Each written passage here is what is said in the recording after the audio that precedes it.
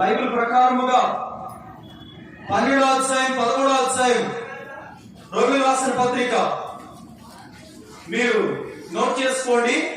13వ అధ్యాయం 13వ వచనం కూడా మీరు నోట్ చేసుకోండి. అల్లరితో కూడిన ఆటపాటలు మీకు ఉండకూడదు. హల్లెలూయా. అస్సలు ఉండకూడదు. సినిమా అంటే అల్లరి, సినిమా అంటేనే విజిల్లు. ఈనాడు ఈ విజిల్ వేస్తున్నారని క్రైస్తవులు సిగ్గులేదని మొక్కలు. యేసు ప్రభువు ప్రాణాన్ని పెడితే విజిల్ వేస్తారు. విజిల్లు క్రిస్మస్ విజిల్ వేస్తున్నారు. ఆడపిల్లల డాన్స్ లో వీళ్ళు విజిల్లు. క్రైస్తవ్యంలోనికి లోకం వస్తే చస్తారు ఒక్కొక్కడు. దేవుడు అంటే ఏమనుకుంటున్నారు? దేవుడు అంటే ఏమనుకుంటున్నారు?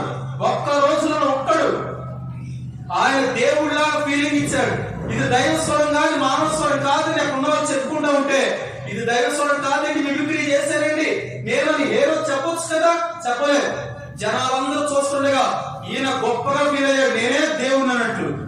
నొసటి నుంచి పురుగు వచ్చింది, చేతుల్లోంచి వచ్చింది, కాళ్ళలోంచి వచ్చి పురుగులన్నీ వచ్చి దేహాన్ని మొత్తం